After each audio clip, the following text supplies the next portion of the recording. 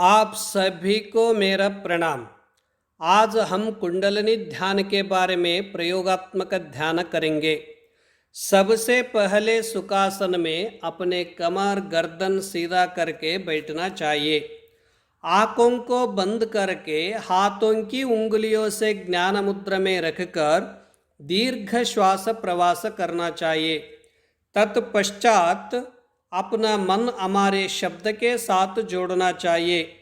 एकाग्र चित्त होकर शांतिपूर्वक ध्यान लोक में जाना चाहिए। ध्यान करते समय में पवित्रता, निश्चिंतता, सकारात्मक भावना होना चाहिए। हमारे शरीर के शुद्धिकरण के लिए अनेक प्रकार के साधना है। इनमें से कुंडलिनी शक्ति जागृत करने के लिए नाड़ी शुद्धि प्राणायाम को बहुत महत्वपूर्ण माना जाता है। हमारे बाएं नाखून को चंद्र नाड़ी कहते हैं और दाएं नाखून को सूर्य नाड़ी कहते हैं। दोनों नाड़ी के संगम स्थानों को सुषुम्ना नाड़ी कहते हैं। चंद्रमा का गुण शीतल है, सूर्य का गुण उष्ण है, इसीलिए शरीर का संतुलन बना रहता है। यह मनुष्य को प्रकृति का अनमोल उपहार है। शरीर की समस्त सूक्ष्म कोशिकाएं और नस नाड़ियों को मुख्य शक्ति केंद्र प्राण है।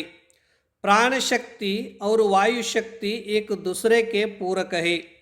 दोनों शक्तियों से शरीर का संचार होता है। नाड़ी शुद्धि प्राणायाम के द्वारा शरीर शुद्धि होता है। ईश्वर निर्मित हुआ इस शरीर में चमत्कारी अद्भुत शक्ति का साक्षात्कार होता है। जब तक शरीर में नाड़ी शुद्धि नहीं होती है तब तक आत्म साक्षात्कार नहीं होता है। अनोख विस्मय जगत हमारे सूक्ष्म शरीर में ही है। इसको महसूस करने के लिए प्रज्ञा चक्षु होना चाहिए। अब भुजंगी शक्ति, ईश्वरी शक्ति प्राप्त करने के लिए कुंडलिनी साधन में प्रवेश करेंगे। कुंडलिनी शक्ति जागृत करने के सरल उपाय।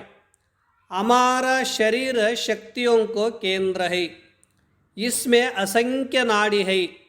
इनमें 3 विशेष नाड़ी है। चंद्र नाड़ी, सूर्य नाड़ी, सुषुम्ना नाड़ी है। चंद्र नाड़ी बाएं नाखून से श्वास प्रवास से रीढ़ की हड्डी के बाएं तरफ से होकर अनेक तंतों से, शक्तियों से, ज्ञानवाहक से गुजरकर मूलाधार में पहुंचती है। दाएं नाखून से श्वास प्रवास करने से दाएं तरफ रीढ़ की हड्डी से होकर अनेक तंतों से, शक्तियों से, ज्ञानवाहक से गुजरकर मूलाधार चक्र स्थान तक पहुंचती है। मूलाधार चक्र स्थान में कुंडलिनी सर्प देवता गोलाई में 3 बार लपेटकर मुंह रखकर सो गया। ये नाग देवता को जागृत करने के लिए बंध मुद्रा और नाड़ी शोध प्राणायाम नियमित रूप से करने से कुंडलिनी अधोशक्ति ऊर्ध्वमुख होकर हमारे शरीर, मन, मस्तिष्क शुद्धि होकर कुंडलिनी शक्ति ब्रह्मरंध्र तक पहुंचती है। ब्रह्मरंध्र में अनेक शक्ति का साक्षात्कार का अनुभव होता है। मनुष्य के जीवन के अंत्य समय में प्राण महाप्राण में समाहित होते समय कर्मेंद्रिया और ज्ञानेंद्रिय द्वार से निकल जाते हैं, परंतु योगी, महात्मा, पुण्यवान के प्राण ब्रह्मरंध्र से निकलकर ब्रह्मलोक पहुंच जाते हैं। ईड़ा नाड़ी को ब्रह्मस्थान, पिंगला नाड़ी को विष्णु स्थान, सुषुम्ना नाड़ी को शिवस्थान का होता है। कुंडलिनी ध्यान करने से ब्रह्मरंध्र में अनेक सूक्ष्म और सुप्त शक्ति का विकास होता है। कुंडलिनी ध्यान करने से शरीर, मन, मस्तिष्क रोगों से छुटकारा पाता है। इसे ध्यानावस्था के अंतिम ब्रह्मरंध्र तक पहुंचने के लिए निरंतर कुंडलिनी ध्यान करना चाहिए।